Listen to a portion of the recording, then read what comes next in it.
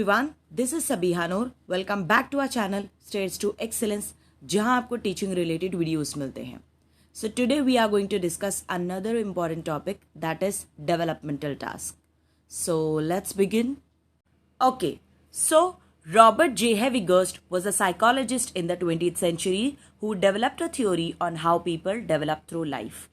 Hevigurst ये psychologist है जिन्होंने बताया है कि कैसे एक इंडिविजुअल अपने पूरे लाइफ में डेवलप करता है। There are series of stages, तो उन्होंने बताया कि कैसे हर एक स्टेज में वो डेवलप कर रहा है। The term developmental task was introduced by Robert Havighurst in the 1950s। अब आप ईयर नहीं भी याद रखोगे तो चलेगा, लेकिन आपको नाम याद रखना है। Question can be asked, okay, in the form of MCQs के who has given the developmental task theory और developmental task theory was given by whom। So आपको नाम याद रखना है, ठीक।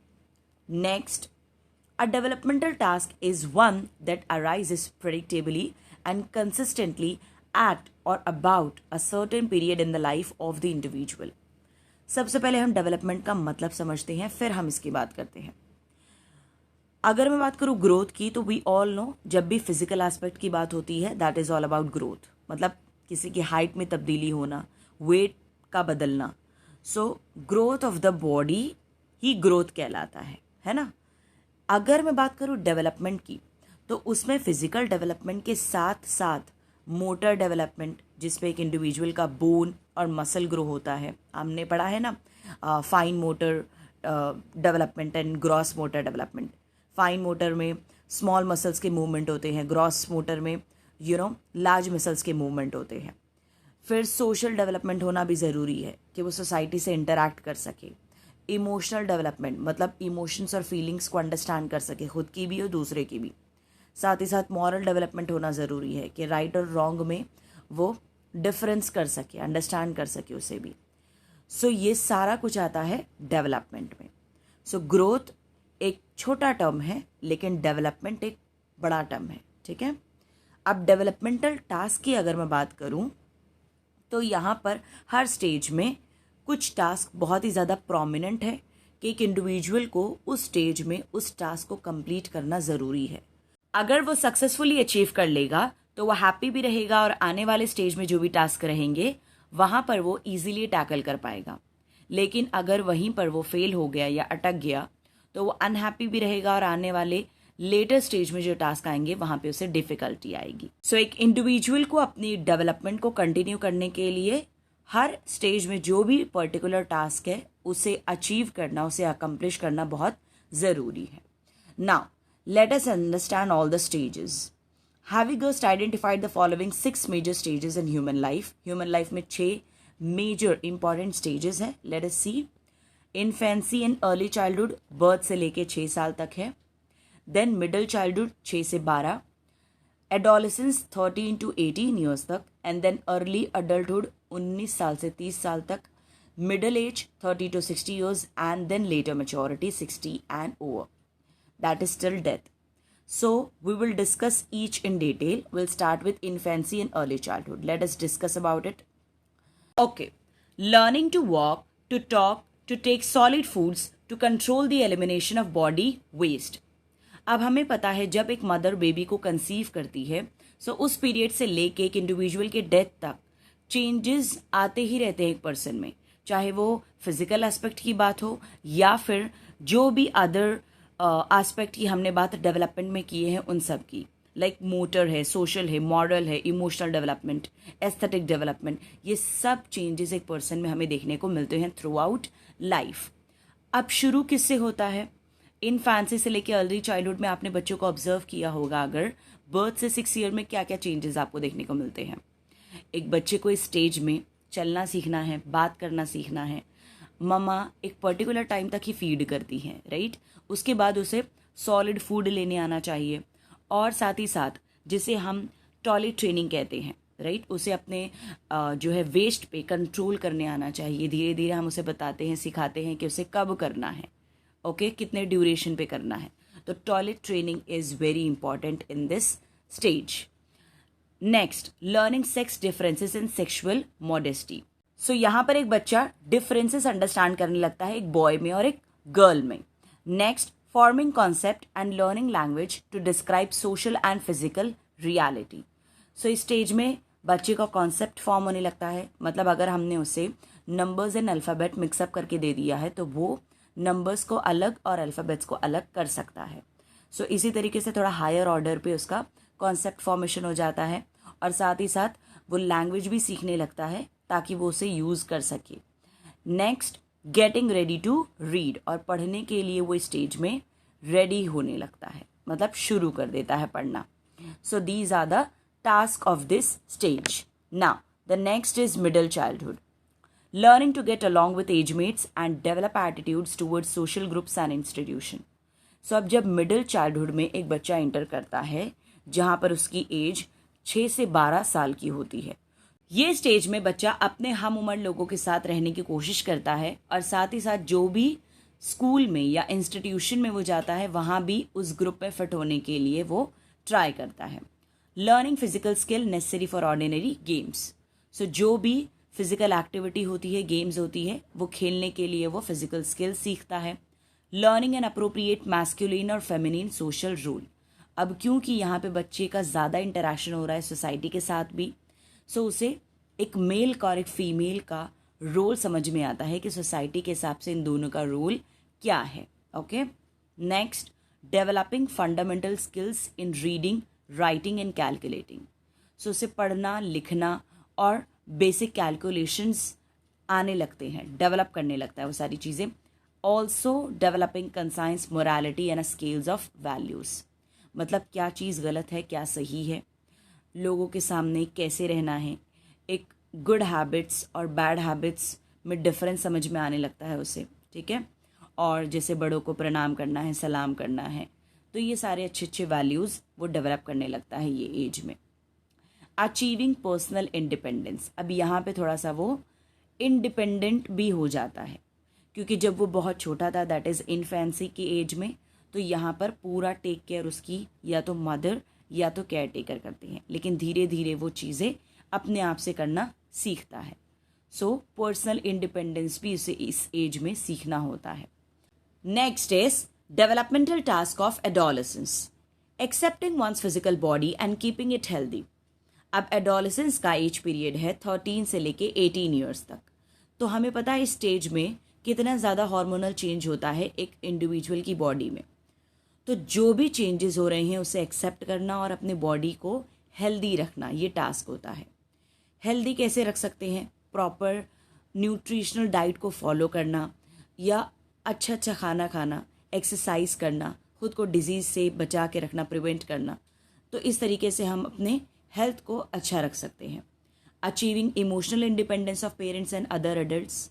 सो इस स्टेज में जो एक पर्सन है वो अपने माँ बाप पे या जो भी एडल्ट्स है उस पर इमोशनली डिपेंडेंट नहीं होता है, मतलब ये कोशिश करता है कि जो भी उसकी फीलिंग्स है या इमोशंस है उससे वो खुद ही डील करे। तो इंडिपेंडेंट होने की कोशिश करता है in terms of emotional. Next is preparing for marriage, family life and for an economic career. अब अपने आगे की लाइफ को कैसा रखना है उसे बेहतर करने के लिए वो अपने करियर पे फोकस करता है। सो बेसिकली वो अपने आप को मैरिज के लिए और फैमिली लाइफ के लिए आगे इसको प्रिपेयर कर रहा है और करियर पे भी फोकस कर रहा है। Desiring and achieving socially responsible behaviour. अब सोसाइटी के लिए कुछ काम करने की कोशिश करता है कि मैं कम्युनिटी में कैसे कम्युनिटी के लोगों को हेल्प कर सकता हूँ। जैसे फॉर एग्जांपल ब्लड डोनेशन। अब ब्लड डोनेशन करके वो सोसाइटी की, कम्युनिटी की हेल्प कर सकता है और एक रिस्पॉन्सिबल सिटीजन बन सकता है, तो वो करने की कोशिश करता है। Next and last is learning to get along with friends of both sexes. अब अगर मेल है तो उसे मेल से डील करना तो आता है, लेकिन वो फीमेल से डील करने की कोशिश करता है कि मुझे अब फीमेल से कैसे रहना है, कैसे बात करना है, ठीक है, कैसे इंटरैक्ट करना है। तो सबसे, मतलब दोनों ही, male and female, women and men, दोनों से ही इंटरैक्शन वेल बैलेंस करने की कोशिश करता है स्टेज में। Now next is developmental task of early adulthood. First is selecting a mate and learning to live with a marriage partner. अब according to Havighurst, the early adulthood starts from 19 and ends at 30. So इस stage में एक partner select करना ये बहुत ज़्यादा सरदर्द का काम है, राइट? क्योंकि यहाँ पे अगर आप अरेंज करते हो या लव करते हो, दोनों में ही उतना ही टेंशन है. तो अरेंज में भी आपको फ़ोटो पास ऑन करना है एंड देन वो पसंद आना, वो सब. एंड देन लव में भी अगर आप सक्सेसफुल हो गए हो तो उसके बाद घर से परमिशन लेना, तो ये सारा कुछ, तो ये मैटर ही पूरा सरदर्द वाला है. तो वो चीज़ मेट सेलेक्ट करना, अपने लिए पार्टनर सेलेक्ट करना बहुत ही ज़्यादा इंटरेस्टिंग भी है, लेकिन बहुत ज़्यादा डिस्टर्बिंग टास्क भी है अर्ली एडल्टहुड का. उसके बाद में जैसे तैसे शादी होने के बाद उस पार्टनर के साथ कैसे आप रहोगे, ये एक अलग टास्क हो गया. मतलब आपकी पर्सनालिटी अलग है, उसकी पर्सनालिटी अलग है, दोनों जब पर्सनालिटी साथ में रहती है 24/7 तो क्लैश होना ही होना है. तो वो सारी चीज़ों से डील करना, अपने गुस्से को संभालना, उसके गुस्से को पीना, तो ये सारा कुछ, ठीक है, उसको बैलेंस करके चलना. फिर starting a family, rearing children, managing a home. अब उसके बाद में आपकी सास बोलेगी कि मुझे संतान की ज़रूरत है, फिर आप संतान को जो लॉन्च करोगे उसका ख्याल रखना, अपने घर को संभालना, मैनेज करना, ध्यान रखना, अच्छे अच्छे खाने बनाना, getting started in an occupation, और फिर से अपना ऑक्यूपेशन स्टार्ट करना. ये बहुत ही ज़्यादा टाइम कंज्यूमिंग हो जाता है, क्योंकि जब हम अपनी फैमिली स्टार्ट करते हैं और अपने बच्चों को बड़ा करते हैं, पालते पोसते हैं, तो उसमें फिर अपना जो हमारा ऑक्यूपेशन है वो कहीं ना कहीं छूट जाता है. तो उससे फिर से एक रीस्टार्ट देने के लिए हमारी काफ़ी ज़्यादा टाइम और एनर्जी खर्च हो जाती है. तो उसे भी स्टार्ट करने के बारे में सोचना. Next is taking on civic responsibility. अब हमारे साथ साथ, फैमिली के साथ साथ, आसपास पड़ोस को भी देखना है, कम्युनिटी ग्रुप को भी देखना है, रिलेटिव्स को भी देखना है, राइट? चर्च भी जाना है, मंदिर मस्जिद सब जगह हाजिरी लगवाना है. तो ये एक अच्छे अच्छे काम भी हमें करना है, तो ये भी रिस्पॉन्सिबिलिटी इंपॉर्टेंट है. And then finding a congenial social group, मतलब एक ग्रुप जिसका नेचर और लाइक और डिसलाइक सेम हो, ऐसा ग्रुप फाइंड आउट करना, ताकि हम उससे अपने इमोशंस को, अपने फीलिंग्स को शेयर कर सके. क्योंकि अब जो पुराने दोस्त थे वो तो हमने खो चुके, क्योंकि हमारी जो फैमिली लाइफ स्टार्ट हुई, ये सारी चीज़ में हम इतने इन्वॉल्व हो गए कि हम अपने दोस्तों को भूल गए. तो अब वो दोस्त कहीं और बिजी हो गए हैं. तो इसीलिए ये जो इंडिविजुअल है वो क्या करेगा, अपनी फीलिंग्स को शेयर करने के लिए दूसरे ग्रुप को बनाता है, ठीक है, फाइंड करता है, ढूंढता है, ताकि फिर वो अपने इमोशंस को से शेयर कर सके. तो ये सारा कुछ टास्क है. Next is developmental task of middle age. First is establishing and maintaining an economic standard of living. अब मिडिल एज पीरियड शुरू होता है 30 से लेके, इट कंटिन्यूज टिल 60. सो इस एज में इंसान कोशिश करता है कि वो अपने स्टैंडर्ड ऑफ लिविंग को अच्छा करे, बेहतर करे, अच्छे घर में रहे, गाड़ी ले, ठीक है. तो अपने स्टैंडर्ड ऑफ लिविंग को बेहतर करना. Assisting teenage children to become responsible and happy adults.